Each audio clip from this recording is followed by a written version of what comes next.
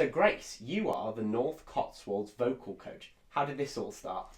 So basically, I went to college, I went to university, but before that I worked in hospitality for most of my life. So from about 15 I was consistently working on hospitality, and then I just thought, what am I doing? Why am I not putting everything that I've been practicing for years and years and years to use? So I started doing some little demo lessons with some people that I know, and they were like, well, why don't you do this properly? And I thought, yeah, actually, I'm going to give this a go. I'm going to give this a go properly. And ever since then, I've had, a few students sign up, but as the months have gone by, I've had more and more sign up, which is great, but there's always room to fit more people in. So yes, the North Cotswolds Vocal Coach started because she didn't want to work in hospitality anymore.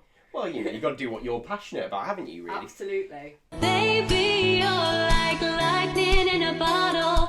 I can't let you go now that I've got you. All I need is to be struck by your electric love.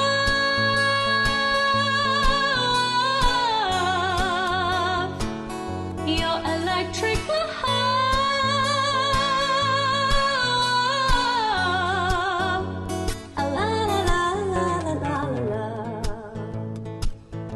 So what about your journey? How long have you been singing for? To be honest, from a very young age, because my dad, although he's never picked up an instrument and he's not like the most confident singer, he's got a lovely voice. And from a very young age, he'd play Andrea Bocelli on our old stereo. Wow. And I'd sing along to it with like Celine Dion, Andrea Bocelli, all those people. I'd be like, oh, I really like this. But I never started to learn professionally until I was about, I want to say 14. Okay. But I had a few lessons with somebody locally and really loved them. She brought me out of my shell big time. But one day I was doing an open day at Stratford College. Yeah. And I applied for catering because I said I worked in hospitality, and my mind was, I'm going to be a chef. So I walked through the campus, had an afternoon working in the hospitality section, and I heard singing coming from D Block at Stratford upon Avon College. And I thought, where's that sound coming from? And I remember leaving the tour to go and see where the sound was coming from. And I thought, oh my goodness, what's this? And I asked them, I said, what course is this? And they went, oh, it's the musical theatre course. I went, I didn't know they had a musical theatre course. And they went, yeah, it's really good. And from then, I don't know, it's like a spark ignited. It's your true calling. Literally, you could say that, my true calling. And I thought, this is what I want to do. Well, that's really, I didn't know that about you. And obviously you and I go back a bit because we both were at Stratford College. I was in the year above you doing musical theatre, but I was actually going to be doing a construction course. And just in the August, changed over to musical theatre. Oh, so, wow. Very much like yourself, that was a moment where I found my true calling as well. Yeah, it's mad, isn't it? So when it comes to lessons with the North Cotswolds Vocal Coach, who are these lessons aimed at? Anybody. Okay. I'm a big believer in anybody can sing. I'm DBS checked, so I am able to work with any age. Kids are great. Kids are like sponges. You can throw anything at them and they'll just pick it up. It's amazing. And you think, wow, that was great. But also I do cater to some older ages. I get lots of people that say, oh, this is something that I've always wanted to do. I've had no confidence to do it, but it's now or never. And I go, yeah, okay, let's do it. Absolutely. Life is too short. Exactly. So, what is it, do you think, about music and singing, especially nowadays, when it can be so powerful for us, particularly in our mental health? Wow. I'm going to sadly go back to that COVID time, I guess. I know this is something that everybody brings up, but the world relied on the television. They relied on finding new hobbies. They relied on keeping their mental health afloat through listening to music, through, I know this isn't the same, but through baking, through finding little hobbies. And I do think that music is such a great tool to just bring you out of yourself. Yeah. Even if you think, oh, I can't do that, I can't sing.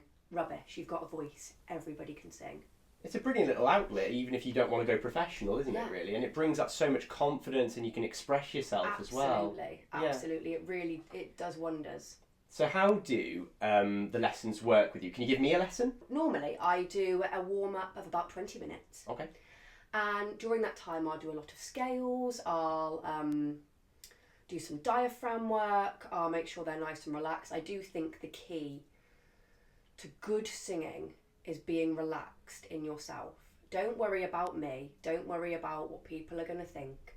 Be nice and calm and relaxed. Shoulders down, core engaged, nice stance, ground yourself. And those like small little things can really work wonders for a performer. Okay. So I talk a lot about that. And for maybe 10 minutes, I'll talk about not so much music theory and that note's so crotchet and that's how long that beat lasts. It's more technique on how to use your body, like your soft palate. Yeah. So people, unless you're a professional singer, probably would never think of using your soft palate or using your core to strengthen yourself, or what I said before, putting your shoulders back to open yourself up. Mm-hmm. So I'll spend 10 minutes maybe talking about things like that, a little bit of theory, just so that they're also getting some knowledge themselves. They can go away and think, okay, I'll practice my lip trills, I'll practice a siren, things like that. Okay. Then I'll say, well, what genre of music do you want to do today? Is there any songs that you've heard like on the radio or on Spotify, or something you've always wanted to do? And normally people are like, yes, there is something, and they'll give me music straight away, and I think, fantastic, we'll work on that. Now, I'm not claiming to be an expert piano player. Okay. I'm really not. I know the Billy basics, really. But I'll do a note bash, I'll make sure I've blocked it out, and then I'll have a listen to them singing it. Okay. So we'll go through a song, and I'll, say their positive feedback first, because I do like to say like, oh, that was really good and I liked that.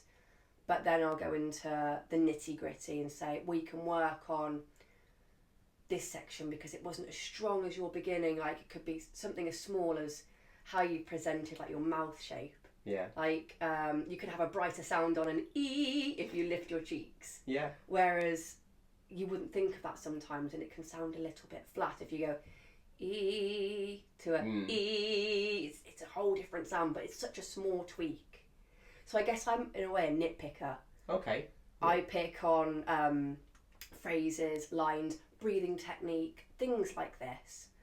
And then we'll probably practice the song 2 or 3 times with the notes that I've given. I'll take out the backing vocals when the person's confident enough to perform without them. And then we'll really get that song off the ground. Because I do believe that if you're singing with backing vocals, it's great as a baseline. It's great to follow when you're learning. But ultimately, you want to have your own sound. You don't want to mimic, say, Whitney Houston, because although she's fantastic, she is the voice. Nobody can mimic her. No one's going to replicate that. People can give it a good go. Yeah. But she's Whitney Houston, and you're yourself. Grace McDowall. Yeah. You want to have your own image. You don't want to copy every single riff that somebody's done. No. So I do like to tell people, if there is an opportunity for a riff or an opportunity for something, funky, really embrace it. Give it a good go. Well, I think you'd have a lot more fun being yourself rather than pretending to be somebody you admire. Exactly. It's great to admire, but it's also really, really good to have your own identity, really, as a singer. Absolutely, because we've already got a Whitney Houston. Yeah. Now you need yourself. Yeah, absolutely. Bring yourself out and play with it. Don't be afraid to think, I'm going to have a go at this riff, and it might not work, but at least you've tried, and I'm not going to do that again. Okay. I love experimenting with popular songs to go, oh, can we try doing this? And they're like, yeah, I like that. And then it works, and they do this face. And it's like, yeah, it's really good. Well done. I love positive feedback. Well, that's, it's always great when you finally reached a goal and the achievement has been, met. And obviously, Grace, what you are doing is nothing more than fantastic and just brilliant and great. No, seriously. So how can people get in touch with you for lessons then? So I'm on Facebook. I've got a Facebook page, the North Cotswolds Vocal Coach. You can message me on that. You can email me. I just have my regular Facebook as well if people want to get in touch with Grace McDowall. You can call me, email, text, whatever. I'm on most platforms, so just go for it pretty much. I've got a YouTube channel, so if you wanted to give me a watch, some of my songs, they're all on there. That's it, pretty much. Grace, thank you so much for your time, and I wish you all the very best, and I really, really hope that loads of people get a chance to have some lessons with you. Thank you very much, Scott.